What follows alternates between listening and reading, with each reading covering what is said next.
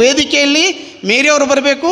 ಆ ಎಮ್ಮನು ಶ್ರೇಷ್ಠವಾದ ಸೇವೆ ಮಾಡಿ ನಿವೃತ್ತರಾಗಿದ್ದಾರೆ. ದಯವಿಟ್ಟು ಮೇರಿಯವರು ಮೇಲೆ ಬರಬೇಕಂತೇಳಿ ಹೇಳ್ತೀನಿ. ದಯವಿಟ್ಟು ಶ್ರೀಮತಿ ಮೇರಿ ಅವರು ಬನ್ನಿಮ್ಮ.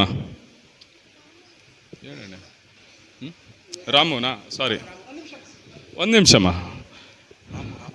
ಈಗ ಶ್ರೀ ರಾಮು ಅವರು ಕ್ರೈಸ್ಟ್ ಚರ್ಚ್ ಗಾಸ್ಪಲ್ ಮಿನಿಸ್ಟ್ರಿಯ ಮುಖ್ಯಸ್ಥರು ಶ್ರೀಯುತ ರಾಮುರವರು.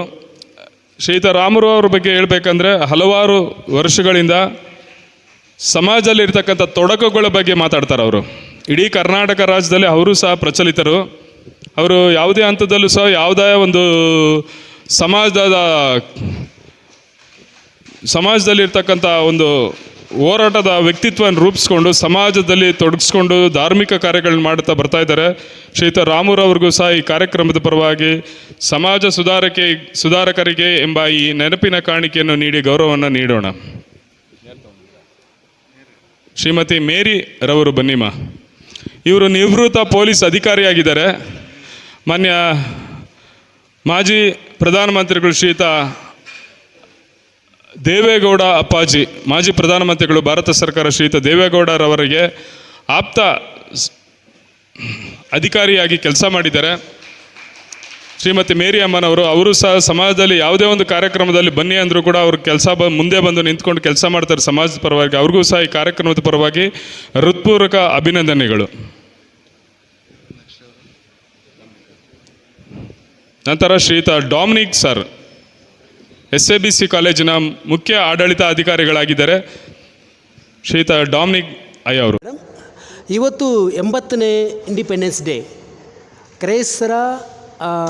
ಕರ್ನಾಟಕ ಕ್ರೈಸ್ತರ ರಕ್ಷಣಾ ವೇದಿಕೆ ಈ ವೇದಿಕೆಯಲ್ಲಿ ಅದ್ಧೂರಿಯಾಗಿ ನಡೀತು. ಈ ಕಾರ್ಯಕ್ರಮದಲ್ಲಿ ನೀವು ಭಾಗವಹಿಸಿದ್ದೀರಾ. ಇದರ ಬಗ್ಗೆ ಮತ್ತು ನೀವು ನಿಮ್ಮ ಬಯಸುವಿಕೆ ಏನು ಅಂತ ಹೇಳ್ತೀರಂತ ಹೇಳ್ಬೋದು ಮೇಡಮ್. ನಿಮ್ಮನ್ನು ಪರಿಚಯ ಮಾಡ್ಕೊಳ್ಳಿ, ಹೇಳಿ ಮೇಡಮ್. ನಮಸ್ಕಾರ. ಇಲ್ಲಿ ಬಂದಿರುವಂಥ ಗಣ್ಯ ವ್ಯಕ್ತಿಗಳಿಗೆ ಮತ್ತು ಸಾರ್ವಜನಿಕರಿಗೆ ನನ್ನ ನಿಸ್ಪೂರ್ವಕವಾದ ನಾನು ವಂದನೆಗಳನ್ನು ನಮಸ್ಕಾರಗಳನ್ನು ಹೇಳ್ತೇನೆ. ಮತ್ತು ನಾನು 1968ನೇ ಇಸ್ವಿಯಲ್ಲಿ ಪೊಲೀಸ್ ಇಲಾಖೆಗೆ ಮಹಿಳಾ ಪೇದೆಯಾಗಿ ನಾನು ಕೆಲಸ ಮಾಡಿದ್ದೀನಿ. ಮತ್ತು ನಂತರ ಅಲ್ಲಿಂದ ನಾನು ಏರ್ಪೋರ್ಟಲ್ಲಿ ಸುಮಾರು 12 ವರ್ಷ ನಾನು ಕೆಲಸ ಮಾಡಿದ್ದೀನಿ. ಅಲ್ಲಿ ನಮ್ಮ ಸಾಂಗ್ನೇನ ಸಾಹೇಬರು ಟ್ರಾಫಿಕ್ DCP ಆಗಿದ್ದರು.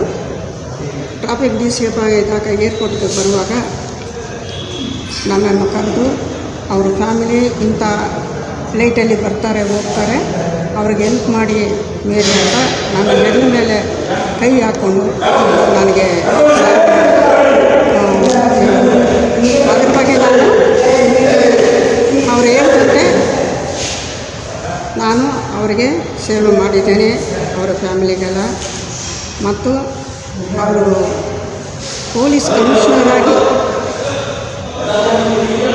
ಕಮಿಷನರ್ ಆಗಿ ನೇಮಕವಾದ ಮೇಲೆ ಬೆಂಗಳೂರು ಸಿಟಿಗೆ ಅವ್ರ ಬಗ್ಗೆ ಸ್ವಲ್ಪ ಭಯವಾಯಿತು. ಯಾಕಂದರೆ ಸಾಂಗ್ನೇನ ಸಾಹೇಬರು ಅವರು ಆನೆಸ್ಟ್ ಆಫೀಸರು.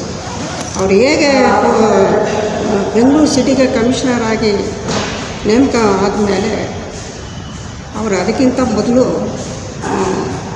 ದೊಡ್ಡ ಒಂದು ಸ್ಮಗ್ಲರ್ ವ್ಯಕ್ತಿಯನ್ನು ಹಿಡಿಬೇಕಾಯಿತು. ಅದು ಯಾರು ಹಿಡಿಯೋಕ್ಕೆ ಸಾಧ್ಯವಾಗಲಿಲ್ಲ. ಇವರು ನಗರದ ಪೇಟೆಯಲ್ಲಿ ರೈಸ್ ಮಿಲ್ ಹತ್ರ ಹೋಗಿ ಕೂಲಿ ಕೆಲಸ ಮಾಡ್ದಂಗೆ ಅದೇ ಡ್ರೆಸ್ ಹಾಕ್ಕೊಂಡು ಮೂಟೆಗಳು ಹೊತ್ತು ಆ ಇನ್ಫಾರ್ಮೇಷನ್ ಕಲೆಕ್ಟ್ ಮಾಡಿಕೊಂಡು ಅವರನ್ನು ಅರೆಸ್ಟ್ ಮಾಡಿದರು.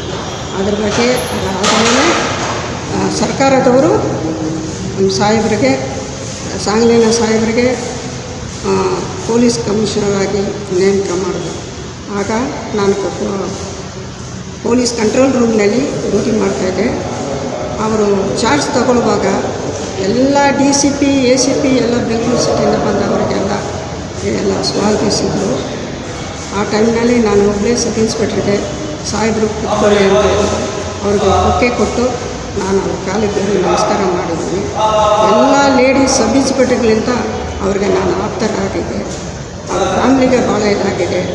ಅಮ್ಮವ್ರಿಗೆ ನನ್ನ ಡ್ಯೂಟಿ ಮುಗಿಸ್ಕೊಂಡು ಅವ್ರು ಏನೇ ಕೆಲಸ ಹೇಳಿದ್ರು ನಾನು ಮಾಡ್ಕೊಂಡು ಹೋಗ್ತಾಯಿದ್ದೆ. ಅವರಂಥ ಆನೆಸ್ಟ್ ಆಫೀಸರು ಯಾರೂ ಇಲ್ಲ. ಯಾಕಂತಂದರೆ ಅವರು ಕಮಿಷನರ್ ಆಗಿ ಬರ್ತಾರೆ ಅಂದ ತಕ್ಷಣ ಕೆಲವ್ರಿಗೆಲ್ಲ ಭಯವಾಯಿತು. ಯಾಕಂದರೆ ಅವರು ಎಲ್ಲ ಸ್ಟ್ರಿಕ್ಟಾಗಿ ನಡ್ಕೊಳ್ಳೋರು, ಎಲ್ಲ ವಿಷಯದಲ್ಲೂ ಅವರು ಸ್ಟ್ರಿಕ್ಟಾಗಿರೋರು. ಇನ್ನೊಂದು ಏನಪ್ಪ ಅಂತಂದರೆ ಅವರು ಕಮಿಷನರ್ ಆಗಿ ಚಾರ್ಜ್ ತಗೋಬೇಕಾದ್ರೆ ಬಾಗಿಲು ಎಲ್ಲ ಮುಚ್ಚೋರು, ಆದರೆ ಅವರು ಬಾಗಿಲು ಓಪನ್ ಆಗಿ ಬಿಡಿ ಅನ್ನೋರು. ಎಲ್ಲ ಸ್ಟೇಷನಿಂದಲೂ ಬೆಂಗಳೂರು ಸಿಟಿಯಿಂದ ಪಬ್ಲಿಕ್ಕು ಸ್ಟೇಷನ್ಗೆ ಹೋಗ್ತಾ ಇರಲಿಲ್ಲ. ಅವರು ಕಮಿಷನರ್ ಆಗಿ ಬಂದ ಮೇಲೆ ಸೀದಾ ಅವ್ರ ಹತ್ರನೇ ಬರುವರು. ಬಂದು ಅವರು ಎಲ್ಲ ಕುಂಡ್ರಿಸಿ ಏನು ಪ್ರಾಬ್ಲಮ್ಮು, ಯಾವ ಏರಿಯಾದಿಂದ ಬರ್ತಾ ಇದ್ದೀರಾ, ಏನು ನಿಮ್ಮ ಕಷ್ಟ, ನಿಮ್ಮ ಸುಖ ಏನು ಅಂತ ಅಂದ್ಬಿಟ್ಟು ವಿಚಾರಿಸಿ ಅಲ್ಲಿ ಇರುವಂಥ ಕನ್ಸಲ್ಟ್ ಏರಿಯಾ ಸರಹದ್ದಿನಿಂದ ACBಗಳನ್ನ ಕರೆಸೋರು, ಇನ್ಸ್ಪೆಕ್ಟ್ರನ್ನ ಕರೆಸ್ಬಿಟ್ಟು ಯಾಕೆ ಇವರು ಇಷ್ಟು ದೂರ ನನ್ನ ಹುಡ್ಕೊಂಬಂದವ್ರೆ, ಆವಾಗ ನೀವೇನು ಮಾಡ್ತೀರಾ, ಏನು ಕೆಲಸ ಮಾಡ್ತೀರಾ ನಿಮ್ಮ ಲಿಮಿಟ್ಸ್ನಲ್ಲಿ, ನನ್ನ ತಕ ಬರಬೇಕಾದಿದ್ದು ಏನಿದೆ, ಅವ್ರಿಗೆ ನೀವು ಸಹಾಯ ಮಾಡಲ್ವಾ, ಯಾಕೆ ಬಂದವ್ರೆ ಅಂತ ಅಂದ್ಬಿಟ್ಟು ಒಬ್ಬೊಬ್ಬರನ್ನ ಒಂದು ಅಷ್ಟು ಟೈಮ್ ತಗೊಂಡು ಸಾಂಗಳಣ್ಣ ಸಾಹೇಬರು ಅವ್ರನ್ನೆಲ್ಲ ಕಷ್ಟ ಸುಖಗಳನ್ನು ಕೇಳಿ ಅವ್ರಿಗೆ ಸಹಾಯವನ್ನು ಮಾಡ್ತಾಯಿದ್ರು. ಅದೇ ರೀತಿ ನಾನು ಹೋಗ್ತಾಯಿದ್ದೆ, ಏನು ಬೇಕಾದರೂ ಸಾಹೇಬ್ರ ಹತ್ರ ಸಹಾಯವನ್ನು ಪಡಿತಾಯಿದ್ದೆ. ಅವರಿದ್ದಾಗ ಎಲ್ಲ ಎದುರ್ಕೊಂಡು ಇದು ಮಾಡಿದ್ವಿ. ಕಂಟ್ರೋಲ್ ರೂಮ್ಗೆ ನನಗೆ ಟ್ರಾನ್ಸ್ಫರ್ ಮಾಡಿದ್ರು. ಆಗ ಸಾಹೇಬರು ಕಂಟ್ರೋಲ್ ರೂಮ್ಗೆ ಬಂದರು, ಎಲ್ಲ ವಿಸಿಟ್ ಮಾಡಿದ್ರು. ಒಳ್ಳೆ ಡ್ಯೂಟಿ ಮಾಡಬೇಕು, ಮೇರಿ ನೀನು ಇಲ್ಲಿ ಬಂದೆ. ಹೌದು ಸರ್, 1-2 ವರ್ಷ ಆಯಿತು ನಾನು ಟ್ರಾನ್ಸ್ಫರ್ ಆಗಿ ಇಲ್ಲೇ ಇದ್ದೀನಿ. ವೆರಿ ಗುಡ್, ನೀನು ಒಳ್ಳೆ ಕೆಲಸ ಮಾಡು, ಚೆನ್ನಾಗಿ ಒಳ್ಳೆ ಹೆಸರು ಪಡಿಬೇಕು, ಪಬ್ಲಿಕ್ ಹತ್ರ ಒಳ್ಳೆ ವರ್ತನೆಯಿಂದ ನೀವು ವರ್ತಿಸಬೇಕು. ಫೋನ್ ಬಂದರೆ ಫೋನ್ ಕಾಲ್ ಅಟೆಂಡ್ ಮಾಡಬೇಕು. ಅವರಿಗೆ ಫೋನ್ನಲ್ಲಿ ಏನು ಬೇಕೋ ಕುಂದುಕೊರತೆಗಳನ್ನು ನೀವು ವಿಚಾರಿಸಿ ಅವರಿಗೆ ಒಳ್ಳೆಯದು ಮಾಡಬೇಕಂತ ಈ ಥರ ಅನೇಕ ರೀತಿಯಲ್ಲಿ ಸಾಹೇಬರು ಅವರು ಪೊಲೀಸ್ ಇಲಾಖೆಯಲ್ಲಿ ಕೆಲಸವನ್ನು ಮಾಡಿದ್ದಾರೆ. ಅದೇ ರೀತಿ ನಾನು 1968ನೇ ಇಸ್ವಿನಲ್ಲಿ ನಾನು ಪೊಲೀಸ್ ಇಲಾಖೆಗೆ ಸೇರಿದ್ದೇನೆ. ಆವತ್ತಿನಿಂದ ಇವತ್ತಿವರೆಗೂ ಸೋಷಲ್ ವರ್ಕ್ ಮಾಡಿದ್ದೀನಿ, ಜನವನ್ನು ಗಳಿಸಿದ್ದೀನಿ. ಇವತ್ತೂ ನಾನು ಯಾರಾದರೂ ಕಷ್ಟ ಸುಖ ಆಗಲಿ, ಯಾರನ್ನ ಬಂದರೆ ಎಲ್ಲೇ ಹೋಗಲಿ, ಯಾವ ಮಿನಿಸ್ಟ್ರ್ ಹತ್ರ ಹೋಗ್ಬೇಕು, ML ಹತ್ರ ಹೋಗಬೇಕು, ಯಾವ ಆಫೀಸರನ್ನ ಹಿಡಿದ್ರೆ ಇವ್ರಿಗೆ ಒಳ್ಳೆಯದಾಗುತ್ತೆ, ನನ್ನ ನೋಡಿಕೊಂಡು ನೀವು ಬಂದಿದ್ದೀರ, ನಾನು ನಿಮ್ಮನ್ನು ಯಾರ ಹತ್ರ ಕರ್ಕೊಂಡೋಗಿ ನಿಮ್ಮ ಸೇವೆಯನ್ನು ನಿಮ್ಮ ಕೆಲಸವನ್ನು ಮಾಡಬೇಕು, ನಾನು ಒಳ್ಳೆಯದು ಮಾಡ್ತೀನಿ ಅಂತ ಇವತ್ತೂ ಆಗಲಿ ನಾಳೆನಾಗಲಿ ನಾನು ಓಡಾಡಿ ಮಾಡಿಕೊಡ್ತೀನಿ. ನಾನು ಸಮಾಜ ಸೇವೆ ಮಾಡ್ತಾಯಿದ್ದೀನಿ. ಅದೇ ರೀತಿಯಾಗಿ ನಮ್ಮ ಇವರು ಜನತಾದಳ ನಾನು ರಿಟೈರ್ಡ್ ಆದಮೇಲೆ ಅಮ್ಮವ್ರ ಹತ್ರ ಚೆನ್ನಮ್ಮ ಅವ್ರ ಹತ್ರ ನಾನು ಕೆಲಸ ಬೇಕು ಅಂತ ಅಂದ್ಬಿಟ್ಟು ಆವಾಗ ನಾನು ಭಾಳ ಚೆನ್ನಾಗಿದೆ. 20 ವರ್ಷಕ್ಕೆ ಮುಂಚೆ ರಿಟೈರ್ಡ್ ಆಗಿ 20 ಇಯರ್ಸ್ ಆಯಿತು. ಆಗ ನಾನು ಅಮ್ಮವ್ರ ಹತ್ರ ಬಗ್ಗೆ ಅಮ್ಮ ನನಗೇನಾದರೂ ಒಂದು ಕೆಲಸ ಕೊಡಿ, ನಾನು ರಿಟೈರ್ಡ್ ಆದ ಅಂತ ಹೇಳಿದಾಗ ಅವಾಗ ಕೇಳೋದ್ರ ಹತ್ರ ಅಮ್ಮ ಹೇಳೋದು, ಯಾವ ಕೆಲಸವೂ ಬೇಡ, ನಮ್ಮ ಮನೇಲಿ ನೀವು ಅನುಗ್ರಹದಲ್ಲಿ ಎಲ್ಲ ಡ್ಯೂಟಿನೇ ಮಾಡಿದ್ದೀನಿ, ಪೊಲೀಸ್ ನ್ಯೂಸ್ನಲ್ಲಿ ಬಂದಿದ್ದೀನಿ, ತಮಿಳ್ ಬುಕ್ನಲ್ಲಿಯೂ ನಾನು ಭೇಟಿ ತಗೊಂಡಿದ್ದಾರೆ. ಮತ್ತು ಅದೇ ರೀತಿಯಾಗಿ ನಾನು ಯಾವ ಕೆಲಸವೂ ಬೇಡ, ಒಳ್ಳೆ ವರ್ಕ್ ಮಾಡಿದ್ದೆ ಪೊಲೀಸ್ ಇಲಾಖೆಯಲ್ಲಿ, ನಮ್ಮ ಮನೇಲಿ ಕೆಲಸ ಮಾಡಿದ್ದಾರೆ, JS ಪಾಟೀಲ್ ಮನೆಯಲ್ಲೂ ಕೆಲಸ ಮಾಡಿದ್ದೀನಿ. ಮತ್ತು ಅವರ ಫ್ಯಾಮಿಲಿಗೆಲ್ಲ ನಾನು ಏನು ಕೆಲಸ ಬೇಕು ನಾನು ಡ್ಯೂಟಿ ಮುಗಿಸ್ಕೊಂಡು ಅವ್ರಿಗೆ ಸೇವೆಯನ್ನು ನಾನು ಮಾಡ್ತಾಯಿದ್ದೆ. ಮತ್ತು ಅದೇ ರೀತಿಯಲ್ಲಿ ಅಮ್ಮವ್ರು ಹೇಳಿದ್ರು, ಯಾವ ಕೆಲಸ ಬೇಡ ಮೇರಿ ನಿಮಗೆ, ನಮ್ಮ ಪಕ್ಷಕ್ಕೆ ಸೇರ್ಕೊಂಡ್ಬಿಟ್ಟು ಚೆನ್ನಮ್ಮನವರು ಆಮೇಲೆ ನನಗೆ ಮಹಿಮಾ ಪಾಟೀಲ್ ಅವಾಗ JDSನಲ್ಲಿದ್ದರು ವಿಧಾನಸಭೆಯಲ್ಲಿ, ಅವರಿಗೆ ಒಂದು ಲೆಟ್ರನ್ನು ಕೊಟ್ಟು ಕಳಿಸಿದ್ರು. ಸಾಹೇಬರು ಒಂದು ಲೆಟ್ರ್ ಕೊಟ್ಟರು ಮಹಿಮಾ ಪಾಟೀಲ್ ಅವರು. ಅದನ್ನು ತಗೊಂಡು ನಾನು ಶ್ರೀಕಂಠಮೂರ್ತಿ ಅಂತ ರಾಜ್ಯ ಅಧ್ಯಕ್ಷರವರಿದ್ದರು, ರೇಸ್ ಕೋರ್ಸ್ ಹತ್ರ ಆಫೀಸ್ಗೆ ಹೋಗಿ ಆ ಕವರನ್ನು ಕೊಟ್ಟೆ. ಇಮಿಡಿಯೇಟ್ಲಿ ಅವರು ಸಂಜಯವಾಣಿ ಪೇಪರ್ನಲ್ಲಿ ನಾನು ಮತ್ತು ಜನರಲ್ ಸೆಕ್ರೆಟರಿ ಫಾರ್ JDS ಆಗಿ ಇವತ್ತಿನ ದಿನ ನಾನು ಕೆಲಸ ಮಾಡ್ಕೊಂಡಿದ್ದೇನೆ. ನಾನು ಅಮ್ಮವರಿಗೆ ದತ್ತುಪುತ್ರಿ ಇದ್ದಂಗೆ ಚೆನ್ನಮ್ಮನವರಿಗೆ ಅವರು ತೀರ್ಕೊಂಡಾಗ ನನಗೆ ನನಗೆ ದುಃಖವಾಯಿತು. ಅದರಿಂದ ನಾನು ಅಮ್ಮ ಇದ್ದಾರಂತ ಯಾರು ಬೇಕಾದರೂ ನಾನು ಕರ್ಕೊಂಡು ಹೋಗ್ತಾಯಿದ್ದೆ. ಊಟ ಮಾಡೋಣ, ಎಲ್ಲನ ಹೋಗಿ ಹೋಟ್ಲಿಗೆ ಹೋಗೋಣ, ಊಟ ಮಾಡ್ಕೊಂಡು ಹೋಗೋಣ ಅಂತ ಜೊತೆಗಿರೋರು ಬಂದರೆ ಊಟ ಏನು ಬೇಡ,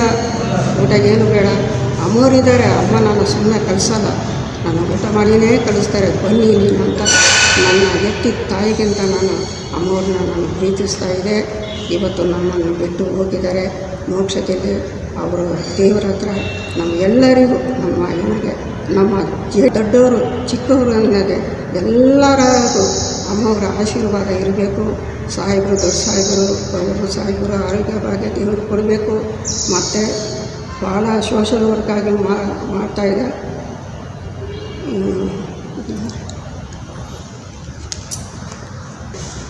ಹಾಗೂ ಕರ್ನಾಟಕ ಕ್ರಿಶ್ಚಿಯನ್ ರಕ್ಷಣಾ ವೇದಿಕೆಯಾದ ಪ್ರತಿಪಾಲ್ ರಾಜ್ ಅವರು ಸಮಾಜ ಸೇವೆಯನ್ನು ಮಾಡ್ತಾಯಿದ್ದಾರೆ.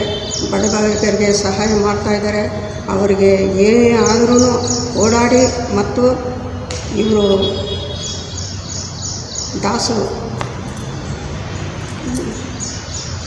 ಗುರುದಾಸ್ ಅನ್ನೋರು, ಗುರುದಾಸ್ ಅವರು ಸಮಾಜ ಸೇವೆ ಮಾಡ್ತಾಯಿದ್ದಾರೆ. ಅನಾಥಾಶ್ರಮಗಳಿಗೆ, ಅನಾಥ ಮಕ್ಕಳಿಗೆ ಸೇವೆ ಮಾಡ್ತಾ ಇದ್ದಾರೆ. ಪ್ರೀತಿ ನಿವಾಸನಲ್ಲಿ ಇರುವಂಥ ಪ್ರತಿಯೊಂದು ಫಂಕ್ಷನ್ಗೂ ಅವರು ಸಹಾಯವನ್ನು ಮಾಡಿ ಅವರಿಗೆ ದೇವರು ಚೆನ್ನಾಗಿ ಆಶೀರ್ವಾದ ಮಾಡಬೇಕು, ಆರೋಗ್ಯ ಭಾಗ್ಯ ಕೊಡಬೇಕಂತ ಅಂದ್ಬಿಟ್ಟು ತಮ್ಮೆಲ್ಲರಿಗೂ ಪರವಾಗಿ ನಾನು ಕೇಳಿಕೊಳ್ಳುತ್ತೇನೆ.